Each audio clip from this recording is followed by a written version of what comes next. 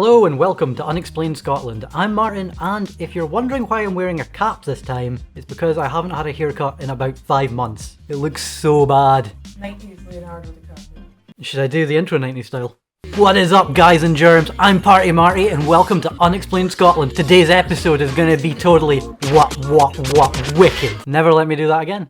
Not being able to get a haircut is just one of the small problems everyone has been encountering with the current pandemic. Another one of these problems is not being able to travel or go on holiday. So I thought today I'd try and remedy that a bit and take you on a quick trip to Egypt before returning to Edinburgh with a curse that could rival anything featured in a late 90s Brendan Fraser movie.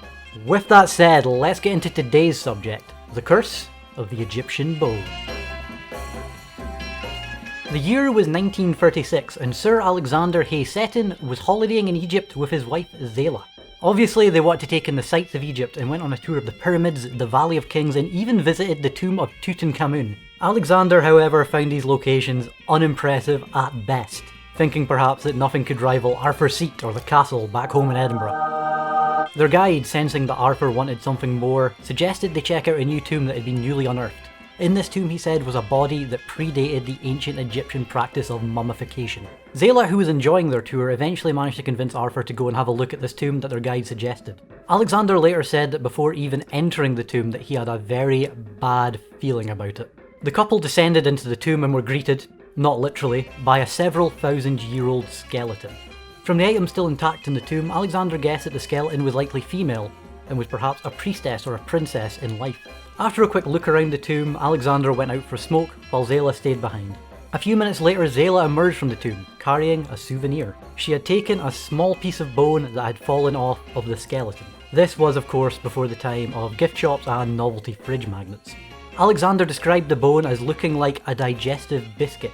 Their tour had obviously made him quite hungry. They took the bone back home to their house in Learmouth Gardens in Edinburgh. Alexander had the bone placed in a small glass box and kept it on his dining room table. Soon after they arrived home from Egypt, they had friends over for dinner and drinks to welcome them home. As they were in the dining room, part of the roof collapsed. It missed Alexander, Zeyla and their guests by mere inches.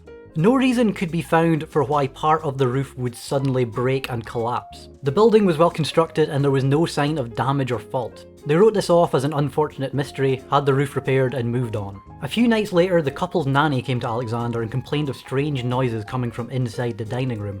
Alexander knew no one else was in the house and suspected an intruder. He burst into the dining room ready to subdue whoever he found, but the room was empty. Alexander assumed the nanny had just been hearing things, thought no more of it, and went to bed. The next morning when Alexander entered the dining room, the table had been flipped over, and the small bone and the glass case lay nearby. This shocked Alexander, but he rationalised it by saying that the vibration of passing traffic must have caused the table to jump several feet in the air, flip over, and land the wrong side up. That is some heavy traffic. What's more, no one was awoken by any noise during the night. Surely the sound of a table flipping over and crashing would have woke someone up.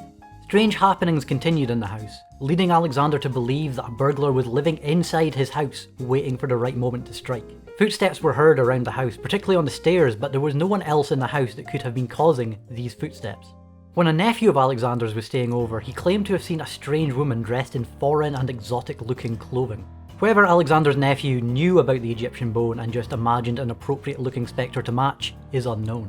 Alexander believed that his nephew had seen a woman in the house, but not a ghost. He was sticking firmly to his live-in burglar theory. Alexander believed that this woman was after his antique snuff boxes, and who wouldn't be? Alexander decided to stay up till the early morning to attempt to catch her in the act.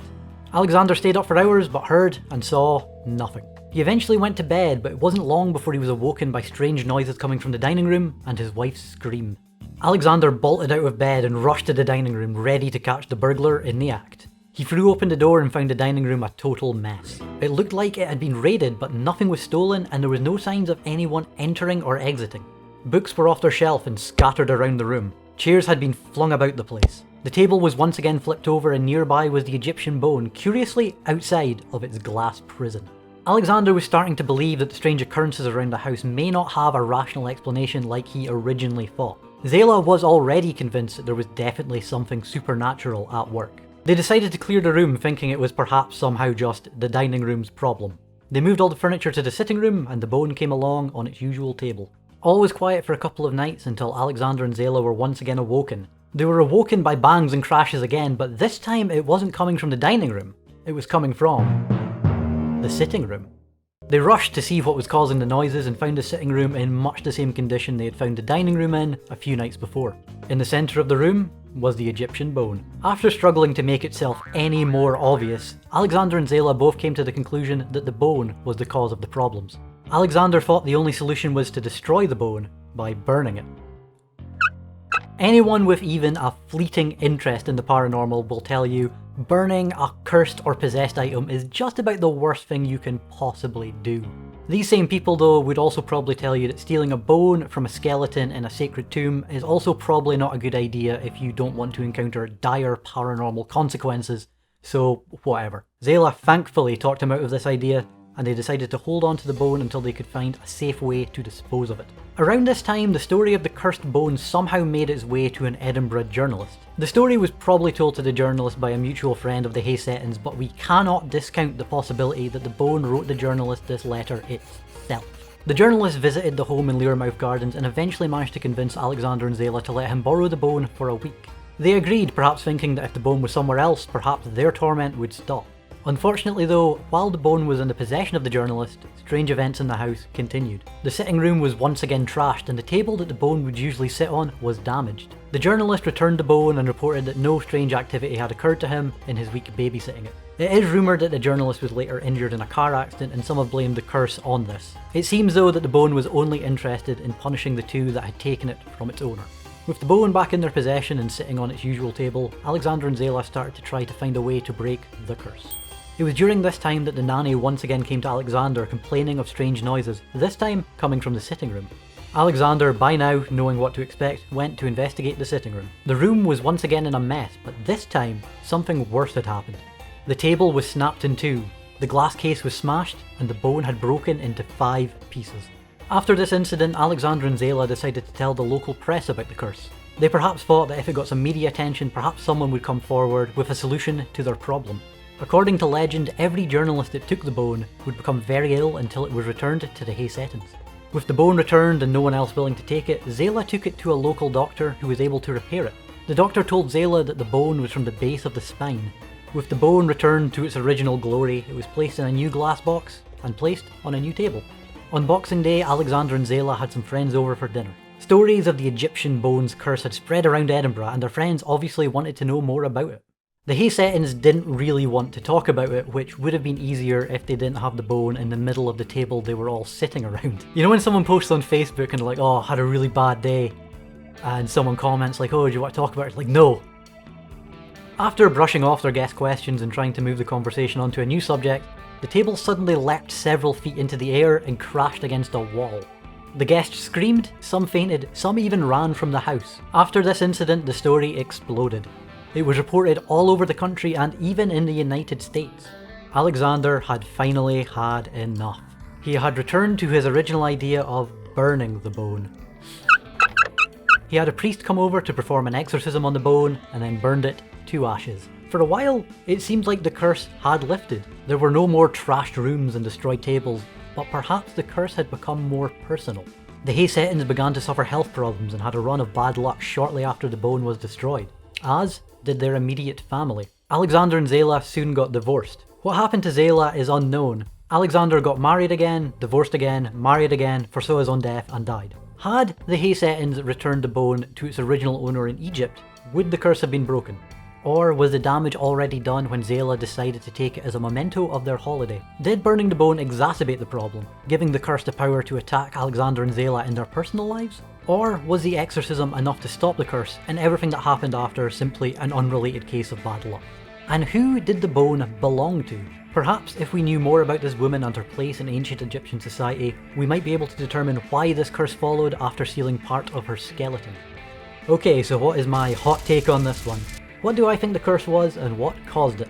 Honestly, I think if you're gonna go into a tomb and seal part of a skeleton, you're asking for paranormal problems. It seems like something no one would really do. I don't know, maybe back in the 30s we didn't have the frame of reference of poltergeists and curses and a whole bunch of weird, crazy, spooky stuff happening following messing with dead bodies. I think certainly if this woman was a princess or a priestess in some ancient religion, it definitely follows that even entering her tomb, let alone stealing part of her body, would definitely result in some weird stuff happening.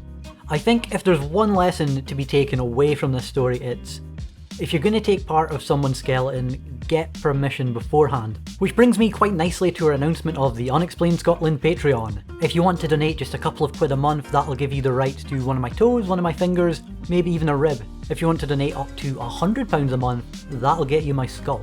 Bit of fine print here, don't turn up and try and take any of my bones while I'm still alive. I will be using them. I know what you're thinking, you're saying, Martin, selling parts of your skeleton to fund a small YouTube channel seems a bit extreme. Well, it was this or get sponsored by Raid Shadow Legends, and honestly I'd rather sell my corpse. Thanks so much for watching, guys. This one was a lot of fun to make. It actually took us ages to get this made. Every time we tried to film, something weird happened. I'm not saying that's related to the curse, I'm just saying it definitely could be. One of the times we tried shooting, our cat started going crazy, running about the place making a whole bunch of noise, and then I thought, who did the ancient Egyptians worship? Cats. Luckily today she's having a nap, so we're all good. Hopefully our next episode will be out a bit quicker. I know there's been about a 2-month gap between this one and the last one, but like I say, we just had problem after problem. Next time I'm not going to be covering an ancient curse, so I can't foresee any immediate dangers to the next episode. If you guys want to keep up with me, I'm currently on Instagram and Twitter. I'm posting Unexplained Scotland updates and a whole bunch of other stuff. I'm actually learning to skateboard just now, so if you want to come and see me hurt myself, that's also good for a laugh. Until next time, guys, stay safe, stay spooky, and if you're going to steal part of a skeleton, make sure you have permission first. There isn't a Patreon, by the way. I'm not really selling parts of my skeleton. Unless you're interested.